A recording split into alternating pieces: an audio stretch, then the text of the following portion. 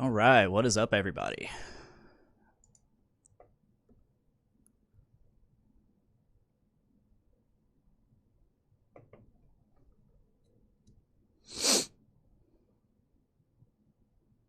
What is up, everybody?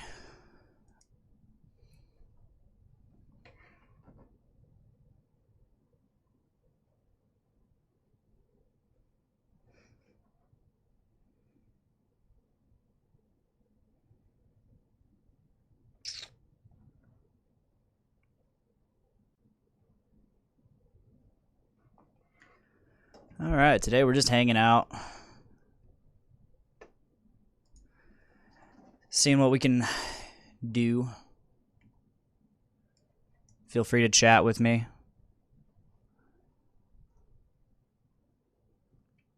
I got a music video I'm wanting to check out with you guys. I've already heard the song, but I haven't seen the music video, and I was hoping to watch that with you guys. Something's going on with my green screen over there. I'm going to go fix that real quick.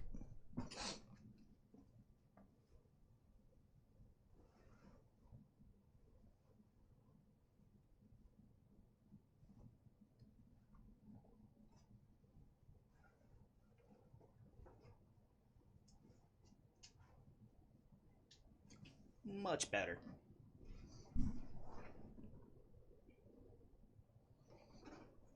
Ugh. All right. So what's up, ladies and gentlemen? Whoever's watching, leave your thoughts in the comments. I don't know what I'm going to do today. I know we got a really awesome show later. It's the Doom Room's Nick's Birthday Bash Part 2 featuring his band Weed Bee, Reaping Asmodia. There's a couple bands that I don't remember the name, so then there's Ex Mortis, and then the headliner, which is a Legion. I think it's really awesome that Nick managed to bag a Legion and Ex Mortis. Like, that's great. I mean, especially for the North End pub. Like, you just don't see those kinds of bands there, which it's really, really awesome, I think. Also, Death Ensemble is making their debut tonight. Death Ensemble is basically Narrow House, or what Narrow House would have been had they kept going. It's literally all of the old members, minus Austin. He's not on bass anymore. Instead, they got Chris Pilot, which is great. Great musician right there. I'm really looking forward to seeing them tonight. You know, because it's always just a good time hanging out with those guys in general. But I'm really looking forward to seeing where their music has gone, you know, plus maybe hear some old favorites. Yeah, just really looking forward to that. Tomorrow we're hanging out at the fair in Frankfurt with the family, doing some of that stuff. Yeah. So without further ado, I'm going to go ahead and check out this music video. Let me take some of these images off.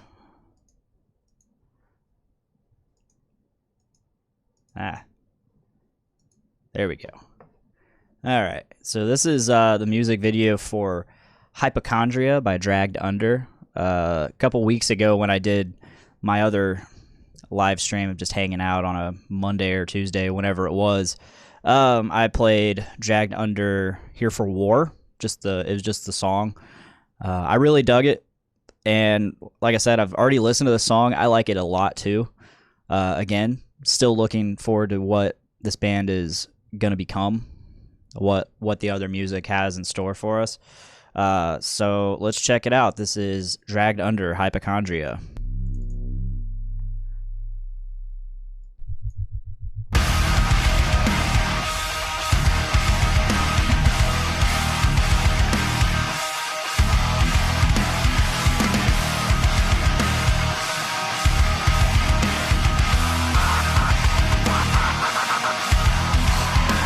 A lot of really cool visuals here. You don't believe it. You call me paranoid just because you can't see it. I got a sickness, but they refuse the operation. So call it a problem. Addicted to self-medication.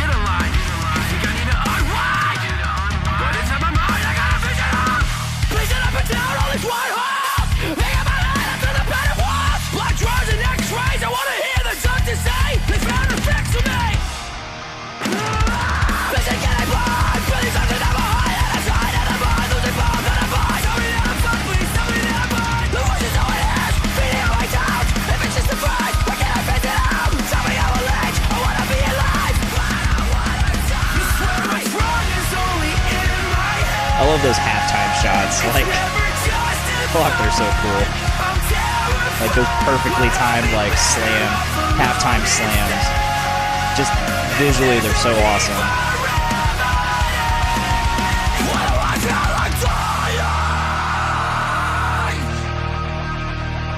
Losing the war with myself over my personal health, screaming my thoughts at the wall, 'cause you won't listen at all. Try not to let my head win. Nice Carhartt, bro.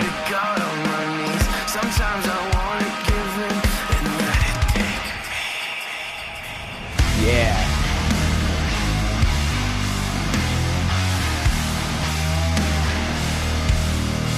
Heavy breakdown is heavy.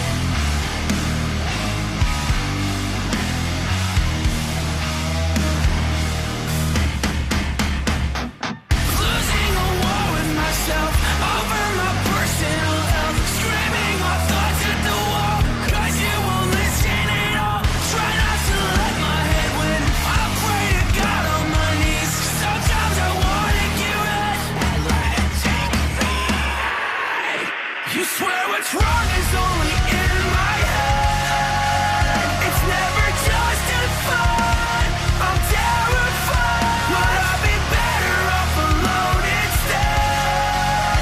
If there's no need for remedy. You say what's wrong is only in my head. It's never justified. I'm terrified. Would I be better off alone instead?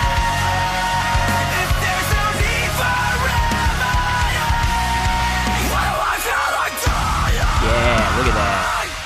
The halftime fucking guitar slam. Fuck yeah.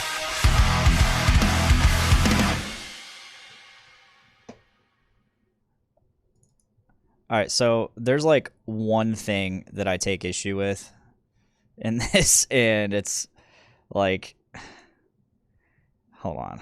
Get out of here, YouTube. Yeah, there we go. All right, there's only one thing that I take issue with in that music video, and I take issue with this in like damn near every music video I watch that has this.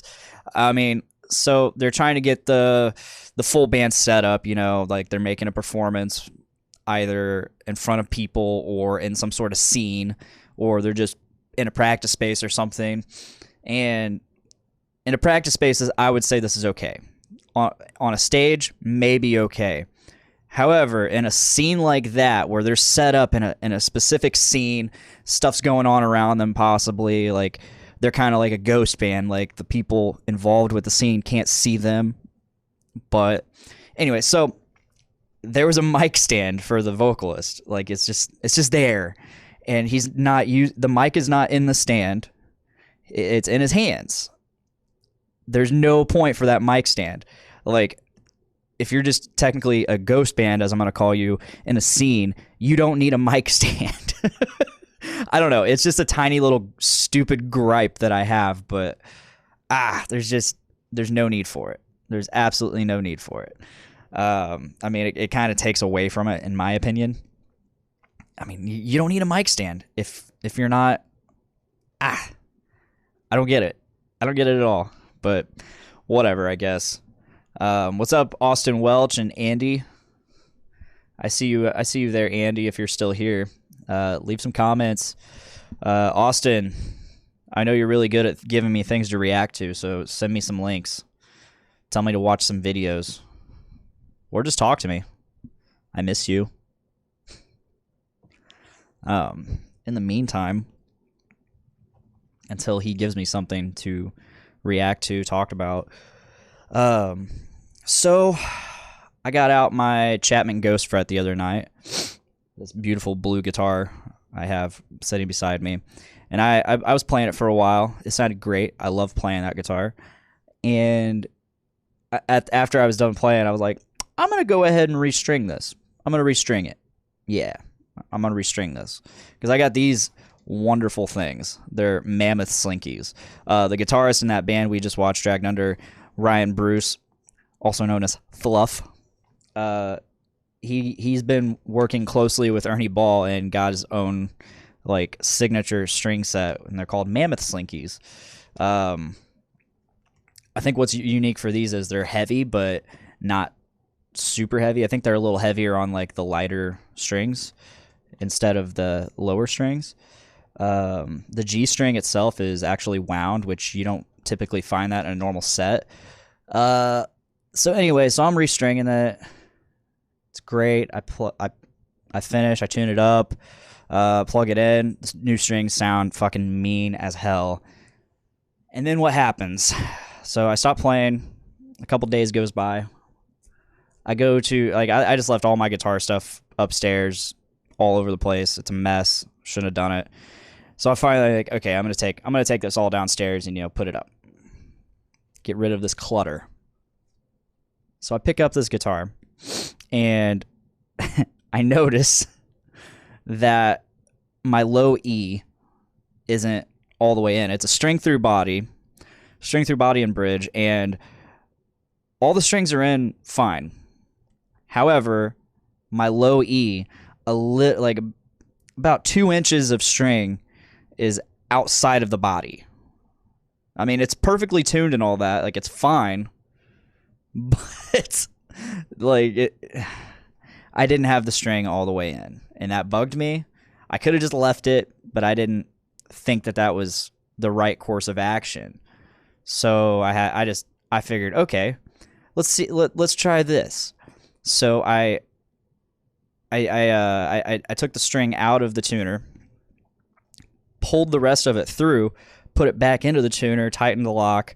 I have locking tuners, which, if you don't know what locking tuners are, they are a fucking godsend for guitarists. All you have to do is unlock them, pull your strings out, take them out, put in new strings, put all the strings through, pull them tight, and then lock the tuner. You don't have to do the whole wrapping it. You don't have to wrap the post at all. You just pull it tight, lock it. Makes restringing a guitar so quick and so easy, and I love it. So anyway, I pull the string through again, making sure it's all the way through this time, tighten it up, and I notice that the string toward the bridge, where it was through, not in all the way, like right where it was bent. It was kinked, basically. I'm like, fuck. And I knew if I probably tuned it up, straightened it out, it would have straightened out if I would have tuned it. But it still probably would have had like that little tiny kink, no matter how straight, because it's just bent. So that's a brand new string just completely wasted. I mean, I'm lucky when I got these strings. I bought 2 packs of them, so I can just use the low E out of this. But it just bums me out because when I changed my strings, I changed the whole thing. And I have to use an individual string now, and that kind of pisses me off. But I guess for your entertainment purposes, I will completely restring this guitar, or not completely, but just the low E. I want to show you guys just how easy it is to string this fucking guitar. 62 gauge for the low E. All right. Ignore my awkwardness. This guitar is super awkward to hold and restring because it's an Explorer body. I also am not using a table or anything. It's just all by hand, all in my hands.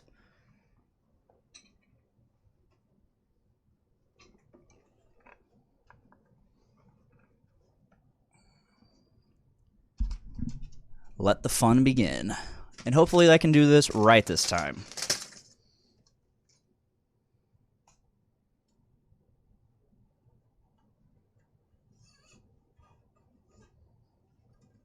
But you're going to see just how fucking quick this is. I mean, this is just one string. So imagine this times 6.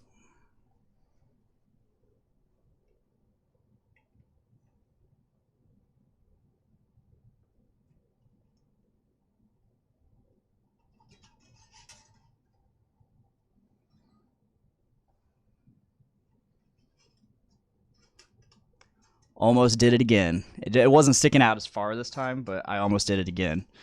Like, I could feel it sticking out. Get everything lined up.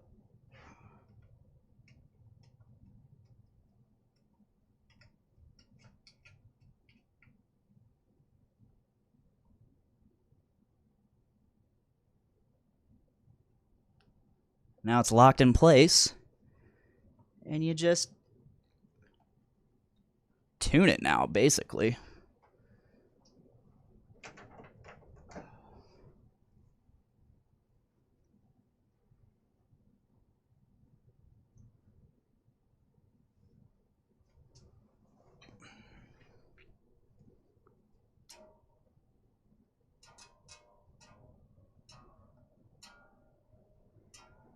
I swear, when I was tuning this the other night, I felt it getting so fucking tight. And I was like, shit, is this fucking low E gonna snap on me? Which I've actually had happen. It's crazy. It happened to me on my first guitar. I'm just gonna go to D.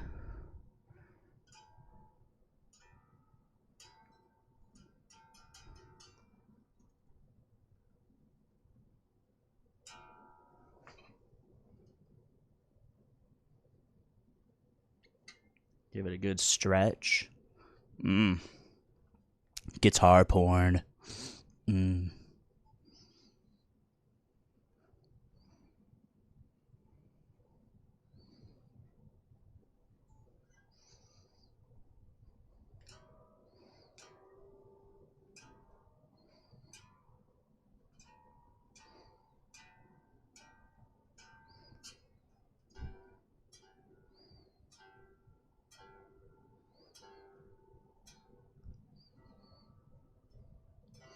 Surprisingly, everything stayed really in tune despite having to take off a string. Normally that throws everything off.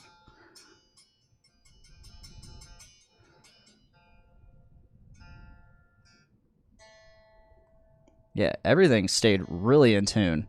I mean, not only did I take a string off, which usually just throws everything off, they're brand new strings, so they're just naturally going to stretch just by sitting there.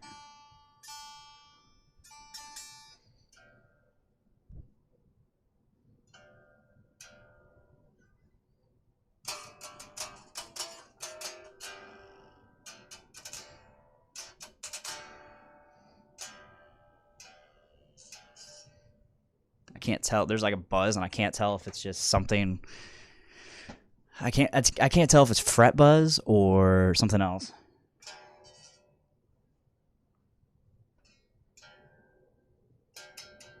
I think it was just the tuner. Yep. So that's how quick you can restring this fucking guitar. I mean, yeah, that was only one string, but imagine the whole thing. I mean, a professional could probably restring a guitar in maybe 15, 20 minutes. I could restring this whole guitar in maybe 5 minutes. I guess that doesn't include tuning, but, you know.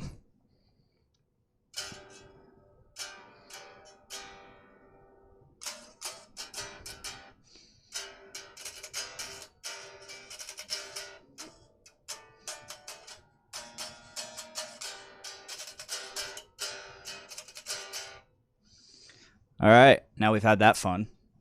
And still nobody's talking. Shame. I have 3 likes. That's good. It's pretty good for just hanging out, I think.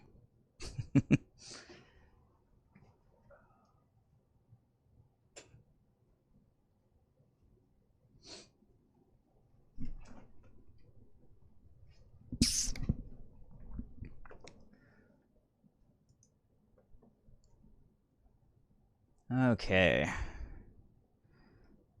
Nothing really going on in my subscriptions on YouTube.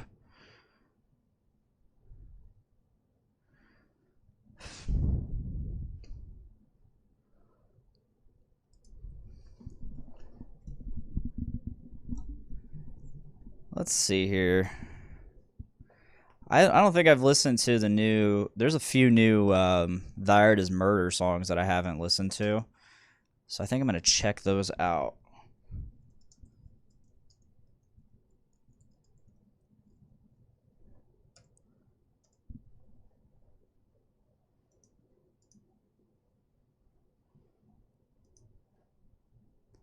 This is the music video for Human Target.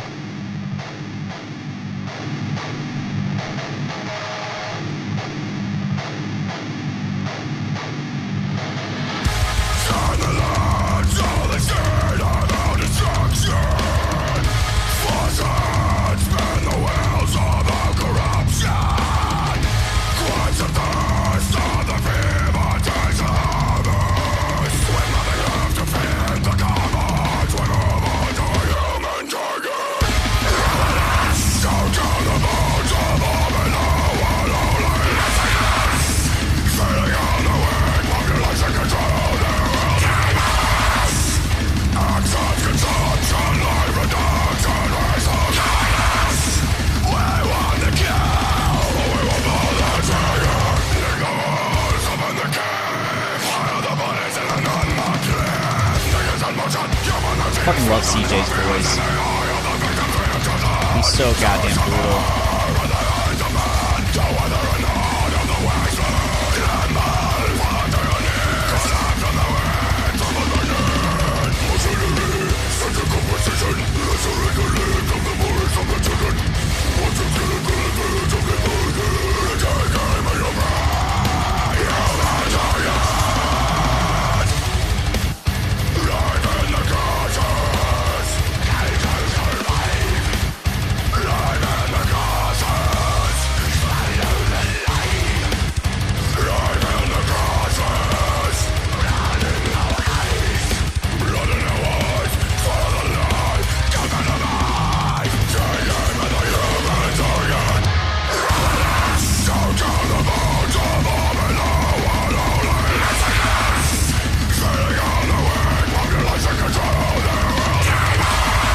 It's really cool that they got the laser sights all on them.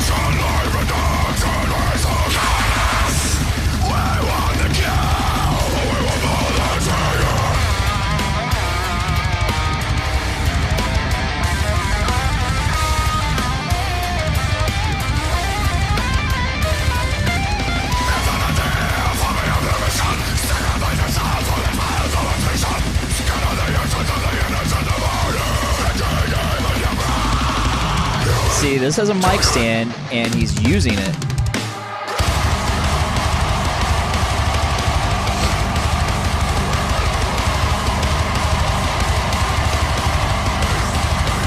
And it looks like he's got, like, a wireless unit on it, which is interesting.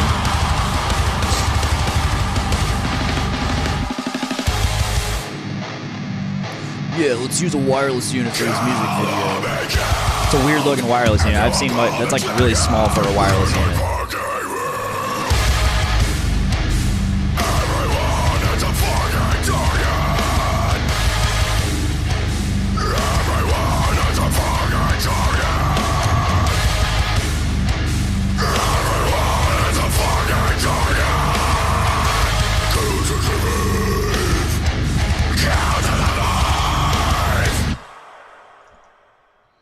Cool.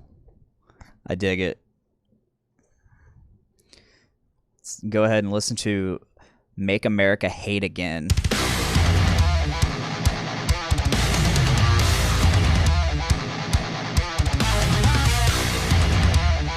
Really cool visuals.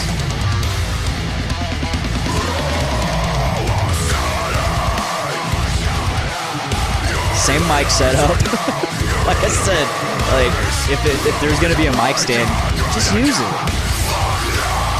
If you're gonna have a mic stand in the music video and not have the mic on it, there's no point in the mic stand being.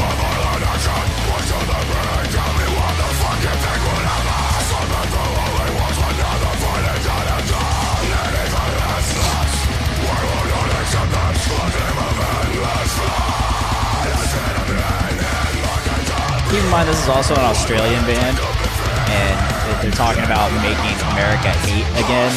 Like, awesome. Like, they get it. They totally get where we're at in the world right now.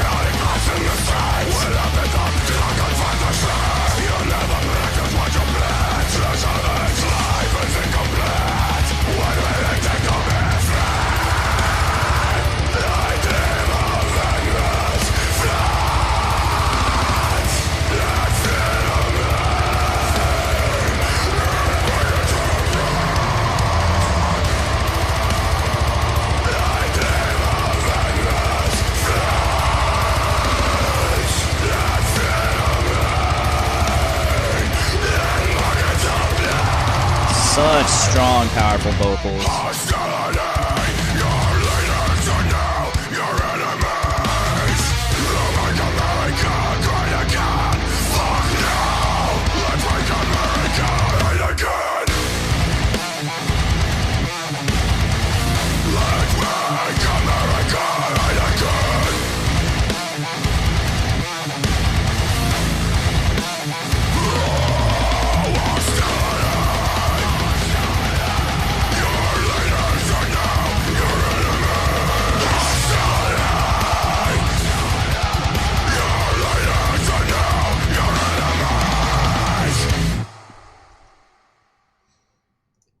I know one of the things I was wanting to finish watching earlier.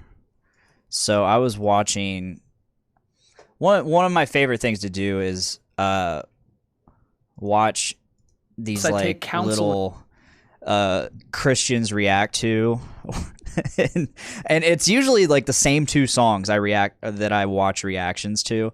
It's Thy Art Is Murder, Holy War, and Parkway Drive, Wishing Wells. Both very caustic in the terms of God. Like Holy War it's not exactly about fuck God, it's about fuck people who use religion as an excuse for war, who fight for either religion or they've been tricked into fighting in the name of religion. And so like I always look to see if these Christians or whoever's reacting to these songs, given like I know the meaning behind these songs, and I get it.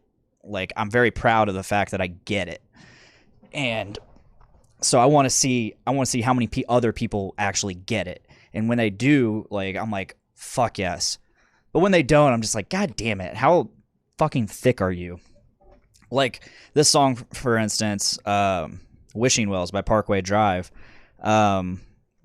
It's right there in front of your face. If you read the lyrics, it's a song about mourning somebody, and it's that stage of grief where you're just pissed off. And like we've all been there where we're like, why God? Why would you take them from me? Why was and it's like we don't accept that they're gone, and we're pissed off that they're gone, and we're placing blame on whatever God we believe in. So it's really interesting to me when I see these Christian reacts videos to this specific song, and they're like, oh, they're pissed off at God, and they're saying fuck, they're saying all these things against God. It's like, no, it's not an anti-God song. It's not an anti-Christianity song. It's a song about grief and the anger and grief. Like they're blaming God. They're blaming God and possibly the devil. Like it's so much more than just anti-God. like I said, it's grief. They are mourning someone, and they're in that stage where they're just so pissed off that they're blaming God. They're so pissed off that they're willing to go toe to toe with God and make him pay for taking the one they love from them. And it's just, some people just don't get that. Like these guys, they kind of get it. They've like he started saying like, oh, these lyrics are trash, and like they both said the lyrics are trash, which I totally disagree. But he starts getting, he's like, this person is clearly in a state of sadness and grief. They're hurt. And I'm like, no shit, they're hurt. Look at the lyrics. They're clearly grieving. They're grieving the loss of a loved one, and they are placing the blame on God. Why, God, why? So I didn't get to finish this, so I'm going to finish it. And you can be along with me and hear me rant in my and rave. soul and have sorrow in my heart all the day. How long shall my enemy be exalted over me? Consider and answer me, from O Lord, Psalms. my God. Light up my eyes, lest I sleep the sleep of death. Lest my enemy say, I have prevailed over him. Lest my foes rejoice because I am shaken. Mm-hmm.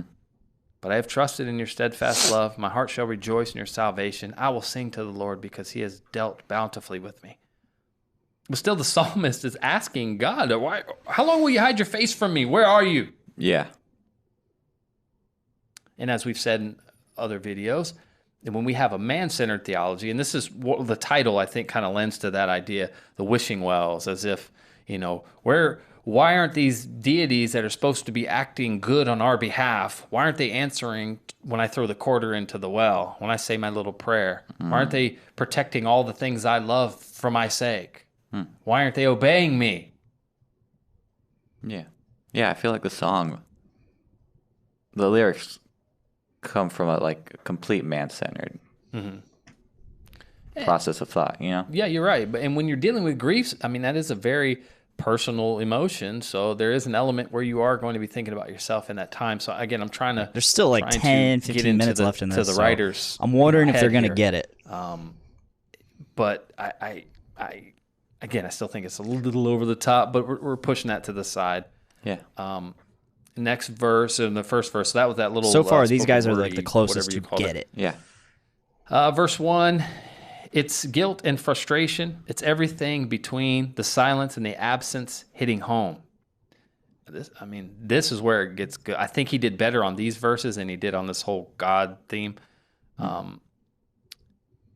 Peripheral glances and the chasing of a sound I never knew I'd miss until it's gone. So obviously somebody, I'm assuming died. Good job. The silence and you the did absence hitting home. You figured it out. Peripheral glances You're there. and the chasing of a sound I never knew I'd miss until it's gone. I knew people who had, I had a friend who had their loved one's voicemail on their phone. That one of the last voicemails they left, and they would just listen to it all the time. Anytime they missed them, they would just listen to that voicemail. And it was very important to them. And that's that similar thing. You're chasing a sound you never knew you'd miss. Probably the voice of the loved one, I'm just guessing. Yeah. So ask me how I'm coping, and I'll smile and tell you I'm just fine. While down inside, I'm drowning in the rain. Because when everything is empty and your heart is set to cave, sometimes all you wish for is a place to place the blame. Yeah. I really like the first verse. It was well written, and I think he does a really good job of conveying those feelings. Yes, truly. That's what I say. It's a good song, and I could sense it. I just feel like he added this little shock factor. Yeah, I don't know if that was even necessary. I don't know. They keep referring to all this like anti-God stuff as going like back to the shock, wishing wells thing, as if God's meant to and it's like help us deal with grief. Just because it's going against some something. People say this. They say they keep. I'm pausing it right now. They keep referring to all the anti-God and anti-religion stuff in the song as just shock value, and it's like, what? Just because it goes against something that you believe in doesn't make it shock value. Shock value is like, I don't know, like saying something completely absurd. No, this is like along the lines of the thought process going into grief. It's not shock. It's like it's what an actual person would more than likely feel in these moments of grief. Let's continue. Oh, God made up God to help people, deal with the death of a loved one. Yeah. Well, I don't know how that necessarily helps you deal, because there is also hell and heaven. So it's like, if you were to make something up like that, I certainly wouldn't be creating a hell. I'd just be like, true. hey, everybody dies and goes to heaven. Yeah. Everybody's perfect up there. There's no trouble. Everything's good. Enjoy. Go. So I don't know. I get it, but that's... I think a lot of people who say that have an improper...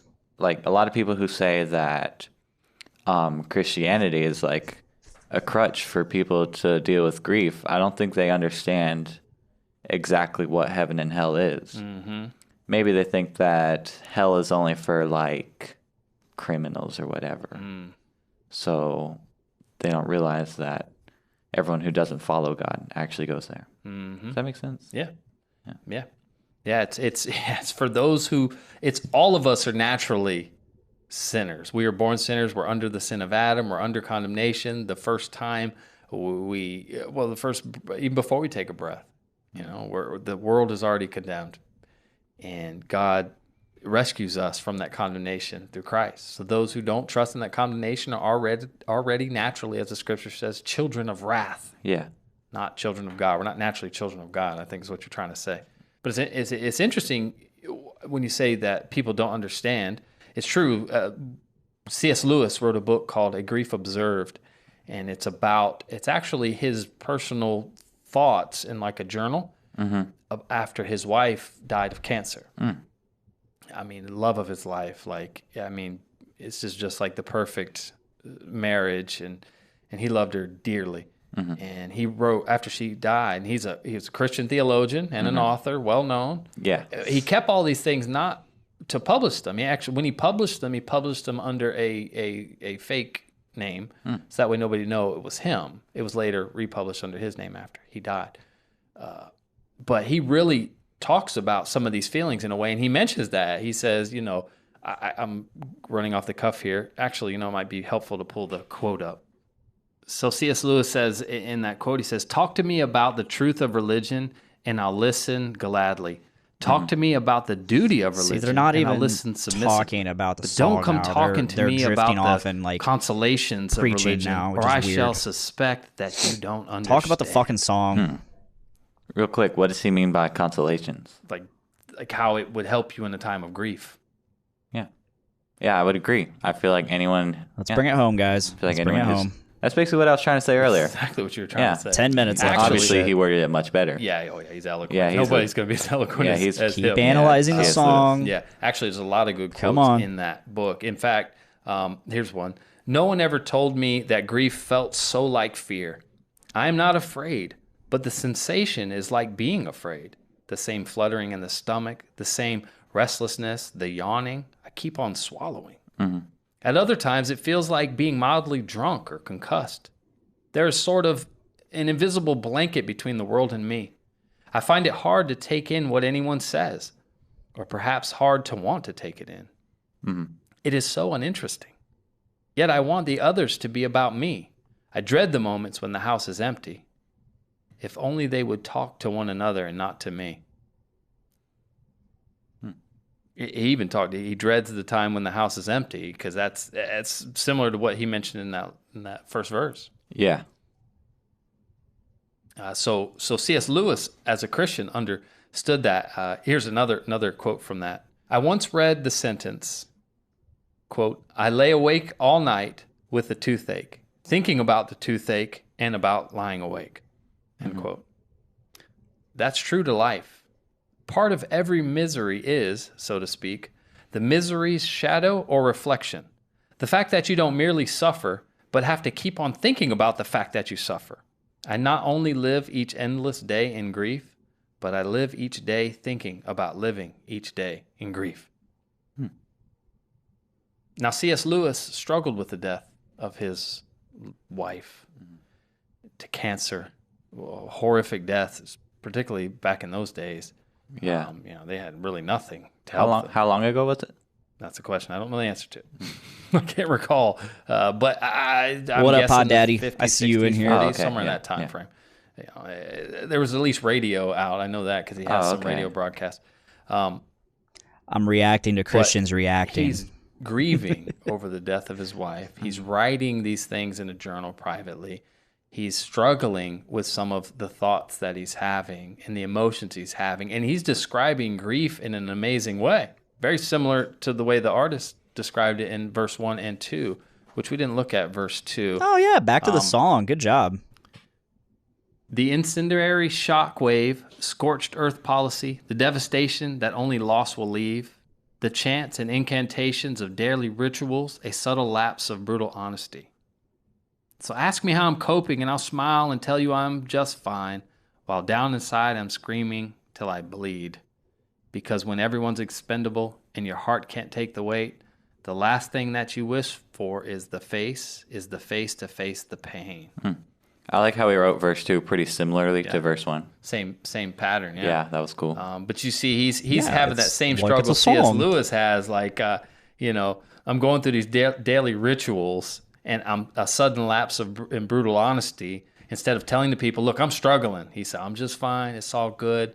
And similar to what C.S. Lewis was describing in his grief, C.S. Lewis points something very important out.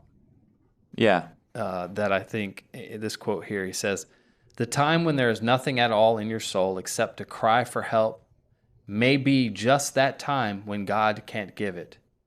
You are like the drowning man who can't be helped because he clutches and grabs. Perhaps your own reiterated cries deafen you to the voice you hoped to hear." That's heavy. Yeah. Let me read that again.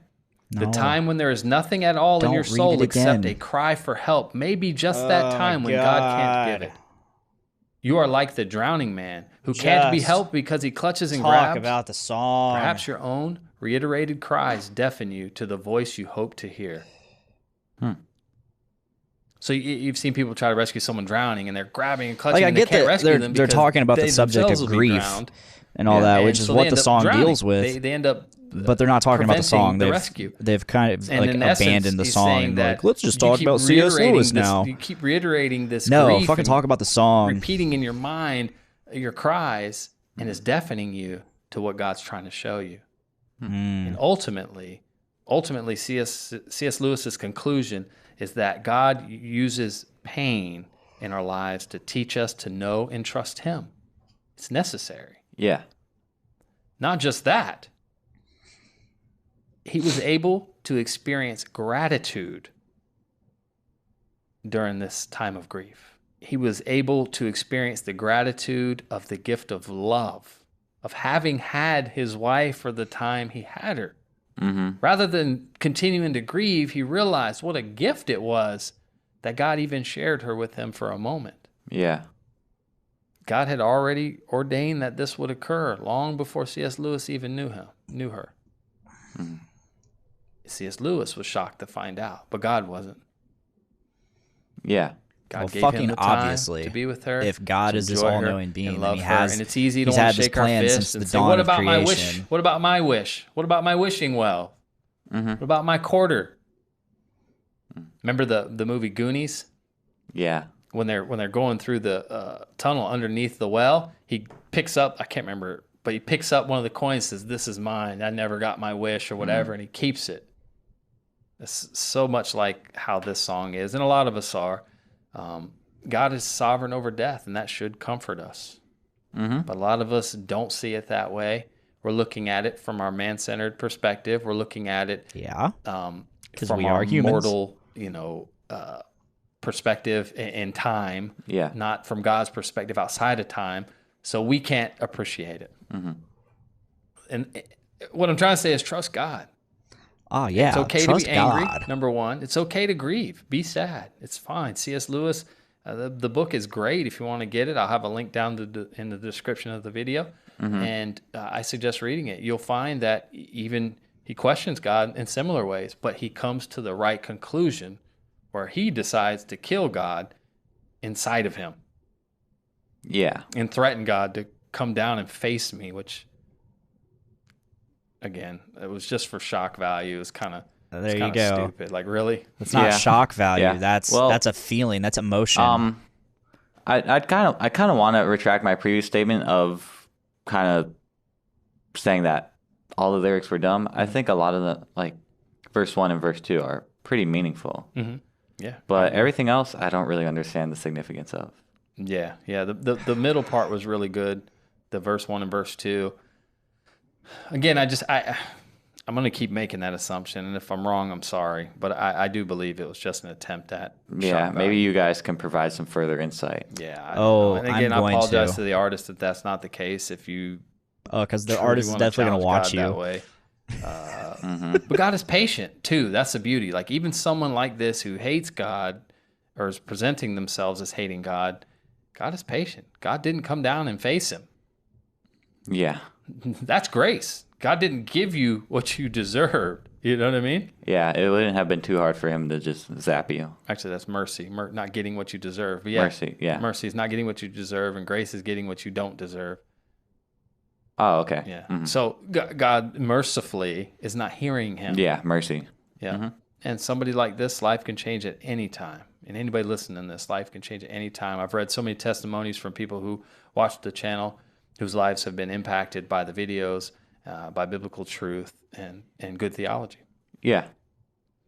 So, yeah, well, that wraps up another video for us. If you like the video and you want to Thank participate in the fuck. discussion, All right. I wonder what other videos they've reacted to.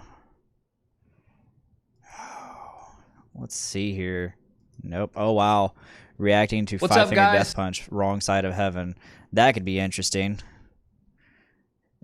Oh, Impending Doom. Slipknot, Unsainted.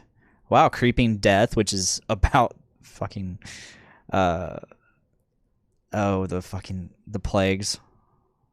Moses' plagues. Oh wow, reacting to August Burns Red, which is a Christian band. And Demon Hunter. Sound of Silence.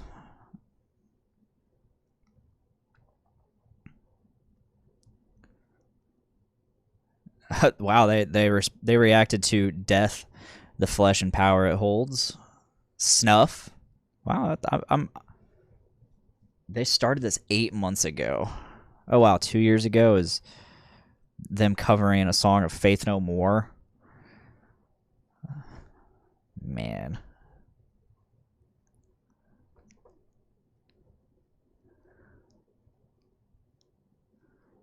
I don't know if I want to get into all that. Like, it's probably just going to piss me off. But yeah, that's... So, the song Wishing Wells by Parkway Drive, to me, it's a song about grief and the stage of grief where you're angry. And you're so angry that you're willing to call out God, whether you believe in God or not.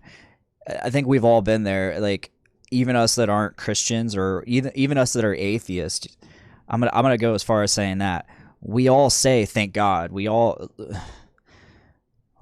oh my God, like it's all still there. Like, because I think at our core we were all, even like just growing up, it's just instilled in us God. You know, I think it's very rare that it's not, and we all either grow out of it, or it's just something on the sideline or not important, or we actively like just deny it. And like for me, I was a Christian till about 23. I was 23 years old when I decided I don't want to believe in this anymore. I actively became agnostic, not atheist, agnostic. Like and I had somebody at work try to explain to me, like we were getting in this argument of believing or not believing. And I told him, I'm like, I'm agnostic. Like, I don't know what I believe. I don't know what's out there.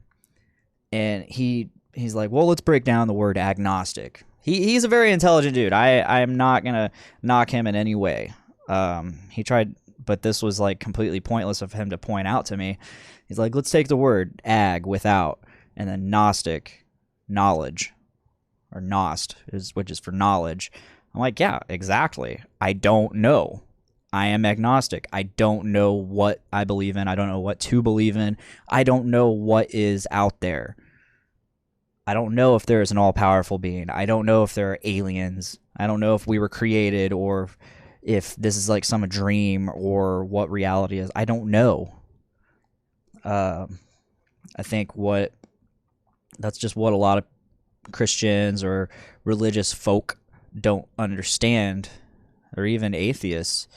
Atheists are sometimes just, they either don't care or they're so caught up in being anti-religion that it's just stupid. I am not anti-religion. I am anti-extremism. I am anti-hate. I am anti-anything that hurts another, that is forced upon or hurts another. So me being agnostic, maybe there is a God. Maybe there's an Allah. Maybe there's Nirvana. Maybe this is all a simulation, or maybe this is a dream inside of another being. I don't know. Maybe this is all just science and the Big Bang and just the evolution of the universe. I don't know. What I do understand is knowing those moments when you're so sad that the sadness turns to rage. And rage to me is not anger. It is part of anger. Anger is a part of rage, but anger or rage is also sadness, and it's way more than any single emotion. It's a lot of emotions, and it's an extreme emotion, and it's a passionate emotion. It's a passionate response, and it's a buildup of emotions, and it's a buildup and unleashing of emotions, rage, and I'm gonna pull up some lyrics. Blue and the Gray by Parkway Drive, and didn't come up. Says, Dear sky, don't cry for me. Be the hope I could never reach. Cold sea, please don't let me sink. Wrap your arms around me and carry me home. And the song is like so fucking beautiful because you hear the sadness in his screams.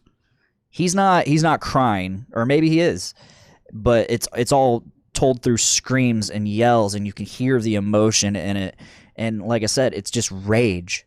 It's just fucking rage at how sad he is. I stood at the shore and spoke to the ocean. I stood in the water and let my guts spill. I said, you and me, we're not so different. I see my reflection in all that you do. We both keep our secrets. We're both oh so blue. My heart is full of darkness. I know that yours is too. I love it. This is probably one of my favorite songs of all time. I sat on the rooftop and screamed at the sky. I sat on the edge until I knew deep inside. Like the sky, I will always be empty. The horizon, my love, forever just out of reach. We both keep our secrets. We're both oh so blue. My heart is full of darkness. I know that yours is too. And here's one of my favorite lines in the whole song. Distance was born when the sea and the sky grew apart. Loneliness was born the day I let you go. And then it just goes on to repeat the same lyrics that were above. I definitely, it's the final song on their album Atlas, and it's my favorite song. I definitely recommend anybody listen to this song. It's Parkway Drive, Blue and the Gray. But back to Wishing Wells. It's a song about grief, and it's about the stage of grief where you're angry. And I think even if you don't believe in God, you're going to call God out, because it's the only thing that you can really wrap your mind around them being gone. It's the only, like, we still cling to those little beliefs. No matter how much we don't believe anymore, it's still there. It's still ingrained in us, I think. I mean, this is all just my opinion, but yeah. we've all been there where we're just so pissed off. We're so saddened and mourning the loss of someone close to us, dear to us, and we're so pissed off that we are willing to go toe to toe with whatever gods are responsible. Like in the song, Winston McCall, vocalist for Parkway Drive, he's calling God out. He's saying, "Hey, come here, face me." And you know what, devil? If I think you had something to do with it, if I find out you had something to do with this, I'm coming after you too. And like, I think that's just so powerful that you're so pissed off. You're willing to challenge something that is omnipotent and omniscient and something that's just all powerful and all knowing and all, like, it is everything, like created everything, completely invincible. Like, it really says something when you are so pissed off, you're willing to go toe to toe with that. You're willing to face that and say, fuck you. I think that's just so powerful. It's such a powerful song, and it's so emotional. That whole album, it's not my favorite album, but I definitely enjoy all the meaning behind most of the songs. Like, the album's called Reverence, so if that says anything at all, the title of the album definitely brings home the feeling of the album. It finishes with a song called "The Color of Leaving," and it's just another mournful song. They've reached kind of like the sadness. The sadness is basically back in the stages of grieving, but it's more of an acceptance and moving on. I think, if I remember right. Yeah, it's definitely a good album. It's worth a listen and diving into like the thoughts and feelings behind all of it and the lyrics. So definitely check that out. Check out Parkway Drive Reverence. Check out Parkway Drive Blue and the Gray, which is just a single song. It's not, I mean, Atlas is a great fucking album, but Blue and the Gray is my number one song by them. I mean, Parkway Drive in general is one of my favorite bands. Winston McCall is an amazing vocalist, super powerful and heavy vocalist, with great lyrics. Like, his lyrics really make you feel things. And I love that. I love things that make me feel, make things that I can relate to, or that make me think, or that are just so deep that make me, oh yeah. You know? So that's just some food for thought for today. I'm going to go ahead and head out of here. I got to start getting ready for the show tonight and cleaning up a little bit. So thank you for anyone that watched.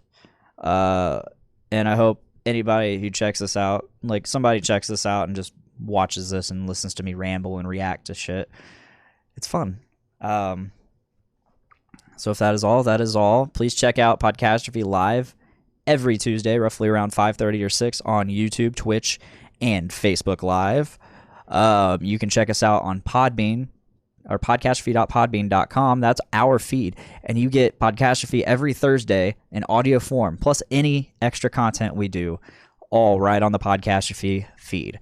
And if you haven't already, please check out the Journey into Comics Network, where you can find all of the Journey into Comics Network shows, such as Brews with Dudes, Dungeons with Dudes, Pour 360, Journey into Comics, Kids for Sale, The Voice of Survival, Adulting Ain't Easy, Foodies Watching Movies, Crucial Tunes, coming soon, The D-List. Also, the new show, The OGs, featuring Brandon Stone, former host, co-host, whatever you want to call him, of Journey into Comics.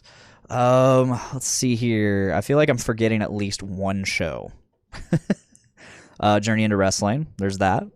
And you can check out Podcastrophe and the Journey into Comics Network all on iTunes, Spotify, Stitcher Radio, Google Play, iTunes.